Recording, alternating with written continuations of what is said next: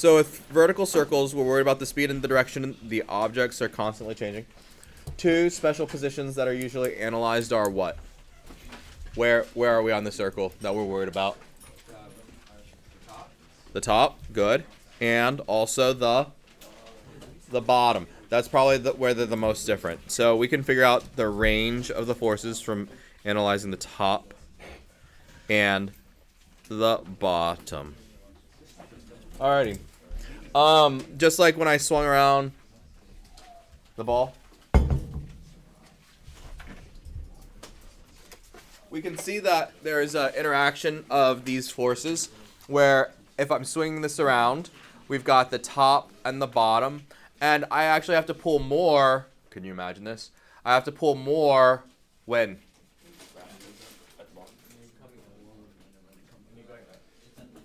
When it's at the very, I have to pull more when it's at the, here, let me slow down so you can tell. Let me slow down so you can tell. When do I have to pull the most? When do I have to pull the most? Right now. Right now. Right now. Bottom, right? Okay? Because at the top, I don't even have to counteract gravity. I could let gravity do all the pulling down.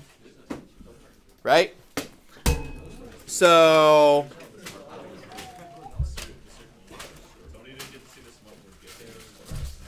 it's fine.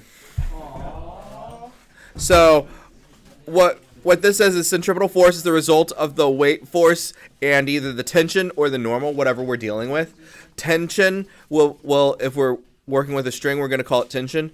If it's resting on a surface, or if we're talking about like a solid rod holding something out, we're going to call it a normal force. And this is really here to reinforce that your net force is equal to, wait, what shape are we traveling in? A circle. So that's equal to the centripetal force. Not only is it equal, it is the centripetal force. We are moving in a circle, so your centripetal force is just another mathematical expression of the fact that you're moving in a circle, and this is how we're moving, right? MA is how we're moving. And so at any given moment, how we're moving while we're in a circular path is these are going to be set equal to each other because they are each other. Not just that they are equal to each other, but they are each other. All right, so when we're looking at the bottom, free body diagram's already drawn for us. We're going to say that our net force equals MA.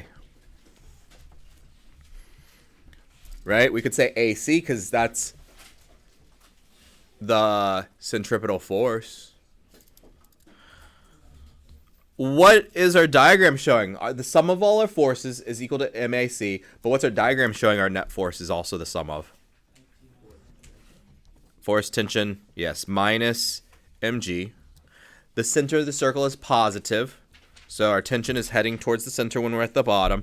Mg is negative because it's heading away from the center, and so that equals MAC.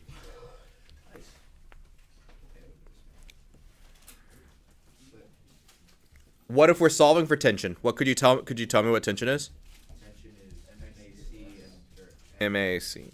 It's the same equation. Plus mg. Yeah, same equation, just rearranged. Just AC versus A. It's the same equation, just rearranged. That all we do is we look at our picture and we say, hey, we can set it up. If I ever ask you about speed, instead of MAC, what are we going to use?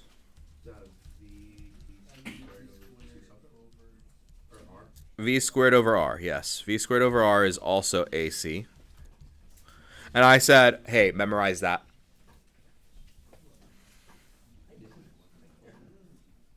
Wait, does that mean you don't have like a whole notes packet if you're out? Or do you have a notes packet? Alrighty. And so we've got the top. When we're at the top, we said we didn't have to pull as hard. Why is that? There's not as much tension. Why is that? We have the same equation. The net force equals MA. But when we look at our diagram, what's our net force made up of? Right. We have tension and gravity helping each other out. And so if this is what our diagram is, right, that comes from the diagram, then if I wanted tension, I would have MAC minus mg. So really, we would have to work less hard. Tension would be less strong by, instead of adding gravity, we don't have to pull gravity anymore. We get to subtract it out. And again, I spin that item if I'm flinging a slingshot or whatever, the mouse, whatever I am by the cable, that the speed doesn't have to be as fast at the very top to keep it in line. Or that I could actually slow it down, that the tension doesn't have to be as strong. It only has to be strong enough to where gravity becomes what holds it in a circle, right? I could actually drop this tension down to 0. And I was demonstrating that as I slowed down. There's a speed to where there's almost no tension in the string, and gravity is the only thing that keeps it moving in a circle. Do we need to see that? Where's the mouse? Because as you get to the bottom, there's no force that needs to be applied. And so, as we're at the very top of this spin, Max force. I can slow it down to where there's almost no tension. Right? There's this place where I'm going as slow as possible, and gravity is the only thing. Whoa, that's close to your head. Just don't back up. All right. You're safe. We're good. I stopped. All right, we've got a sample ball. Hey, look, same information. 0.3 kilograms, radius is 1.2. It takes 20.4 seconds to complete 10 revolutions. We said that Big T equals 2.4. big T equals the number of, wait, what's the idea? Revolutions over, or time over revolutions. The full time over the number of revolutions. So that was the full time, 20.4 seconds divided by 10. It's kind of funny because we kind of know this instinctively that it takes about 2.04 seconds for each spin, but now we have it labeled. And then we also said that there was a speed, that there's a 2 pi r over Big T time period. time. That's the distance over time, so that's a speed. And then we solved for that, and we said that it was about 3.7 meters per second. This is the same problem as yesterday, so I'm just pulling numbers from the other side. If you weren't here, you can't really flip it over and get it from that. But all right, so the top of the circle. Top of the circle. Wait, the top of the circle, what did we say our free body diagram was? We have an arrow. Huh, what? Or tension opposing gravity. We have tension No, top of the circle. and gravity. They're helping each other, Oh, right? Here's my string, got you. and also gravity going down. That's why you need the notes packet. Oh, that's why I just need to correct it. I have the notes packet if you want. I have the notes packet. Why aren't we on the notes packet? No, I appreciate the engagement. I just am like, what are you gonna do after today? All right. So we've got the force of tension and gravity helping out each other. So we can say our net force equals ma. But we also look at our picture, and our net force is made up of force, tension, and mg together. They're both heading towards the center, so they're both set as positive. They're both heading towards the center, so they're both set as positive. Wait. Force tension equals MAC minus mg. We know what m is, 0.3. We know what v squared over r, right? We could say this is the 3.7 squared over 1.2 minus 0.3 and 9.8.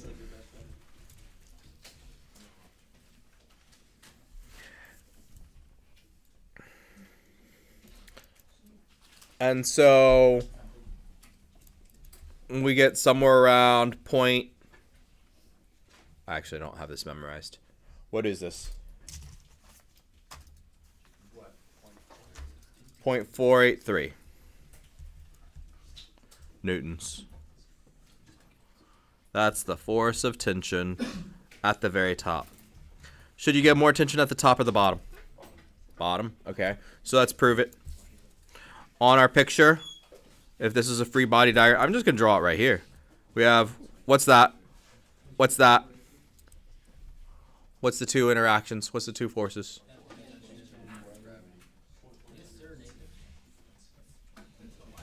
All right, so if we've got tension and gravity, we've got the net force equals ma. But also, because of our picture, the net force equals, which one's positive? Tension minus mg. They're against each other now. Equals ma. So the force of tension has to be made up of how it moves and gravity.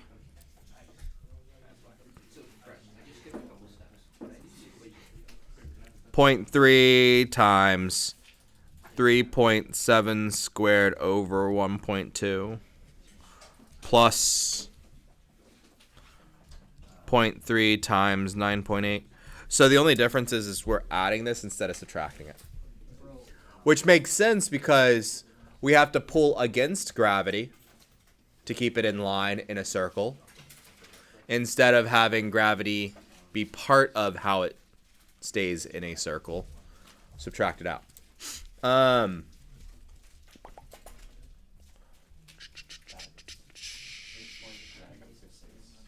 6.3636 35. I don't know why that's in my key. Let's just stop it there. Does that work? Yes, sir. Newtons? That might be what's in my key. All right.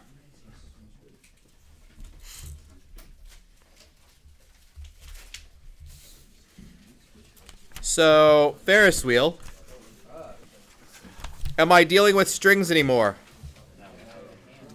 All right. We needed to decode this 4 times each minute. Our time period equals minute. How many seconds? 60 seconds. How many times? All right. So what's my time period? 15 seconds is my time period. And then diameter is 18, so R equals, yes, 9 meters. How big is this Ferris wheel? I feel like 4 times a minute's pretty fast. I forget how far 9 meters is. So we're going to find the acceleration of the rider. How do we find the acceleration? The acceleration. AC equaled what over what? I think this is where we solved it and we said 4 pi squared r over t squared. This is why we have out our notes and we can look back at the first page and we can refer back to it, especially when we come back from break and we still need to know this information. All right. How did I come about this? I think my notes actually have it as broken up into 2 parts. What are the 2 parts that it has it broken up into? What 2 equations are plugged together? Distance over time. And then also, wait, what's that? That's a speed, right? So if that's a speed, we also need VT squared over R is AC. So I use a combo of these 2 equations. That's how I got here. You could plug it in individually. We have the radius, we have the time period. So we would get out a velocity. Then we could plug in the velocity and get out and plug in the radius and get out the acceleration. You could do it in 2 steps. You could do it in 1 step.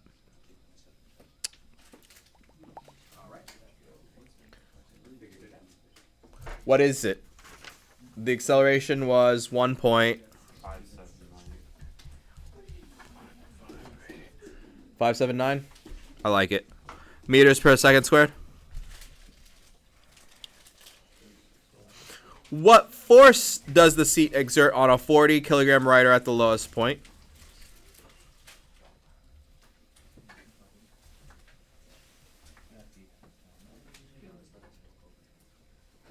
So he's sitting there. He's on the lowest point. Where is my forces going? Force normal and mg. So force normal against mg. So normal holds him up. And mg is down. So the net force equals ma. And the net force is force normal minus mg equals ma.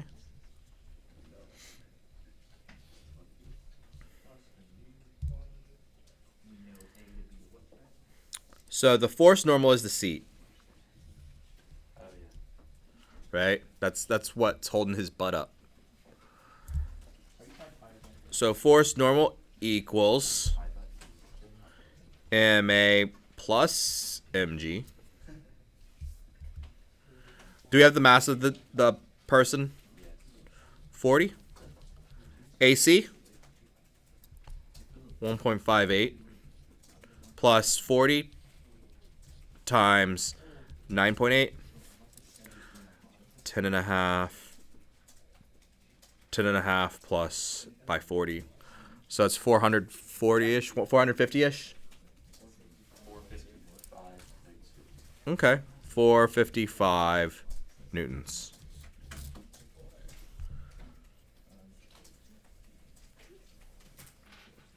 At the highest point, what's going on? Draw me a picture. Is he still sitting? Yes. Okay, so gravity's still down. Oh, we knew that. That's dumb, Mr. Kwan. Which way's the normal force? Down. Down. He's going slow enough that it's up. If it's faster, it's down, right? If he's going super fast, your normal force... Wait, am I saying that right? Yeah, the rods would have to hold him in. But he's going slow enough on a Ferris wheel. He's probably going slow enough to where the normal force is going up. We can figure this out, though, right? We could set up our equation to where we don't know. But let's set it up this way first. Let's figure it out. F equals ma.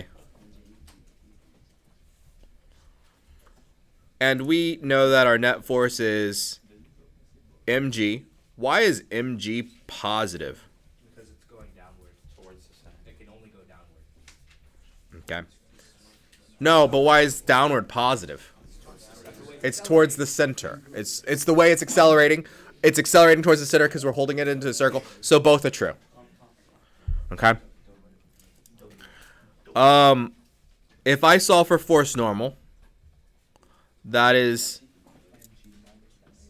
mg minus, wait, is it minus ma?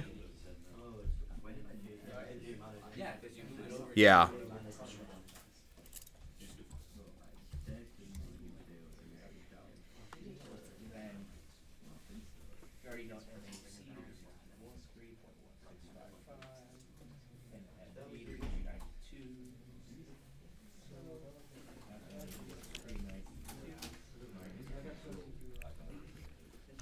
$40 times 9.8 minus 40 times 1.58.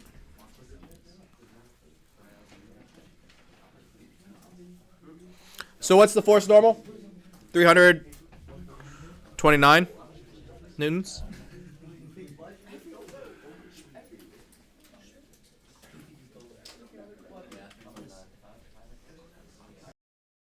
So the reason why we got a positive value is because we already assumed that it was negative right here by putting a negative sign in front of it. Okay? So therefore, when we get a positive answer, we agreed with our picture when we set it up as this minus that. If we get a negative answer here, that would be opposite of the way we set it up. Okay? And so we know that we are in line, that the normal force still pushes us up because that's in line with the way we just set up the question. We don't end up with a negative, double negative when we plugged it in.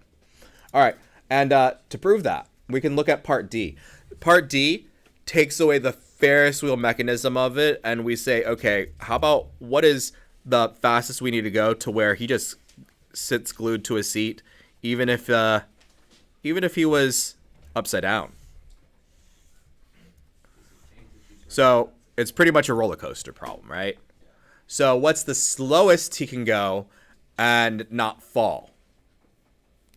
Which means he has to be going faster than he is, right?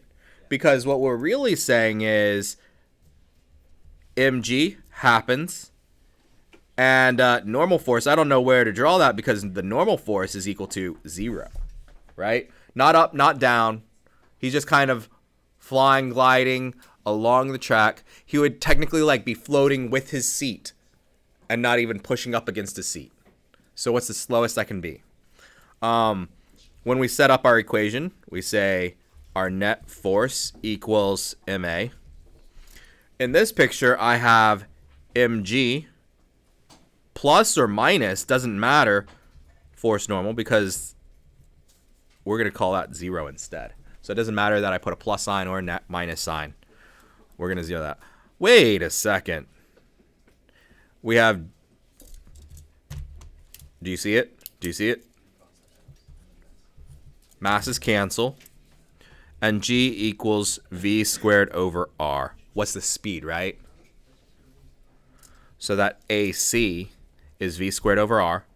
So G will equal V squared over R. Or G times R equals V squared. So root GR. 9.8. We have a 9-meter radius. The root of 9 times 9 would be 9. The root of 10 times 10 would be 10. This is somewhere between the two. This is like 9 times 9. I bet you it's halfway between the two. It's like probably 9.4-ish. It's 9.39. Okay, we'll be more exact then. Meters per second. That's how fast you would go. And that corresponds with what we were saying earlier. We're not going fast enough to be even at critical speed. In part C, we were going slower than that, right? Yes. We had less acceleration. We were going slower. So it wouldn't even... We would still need the normal force to be up.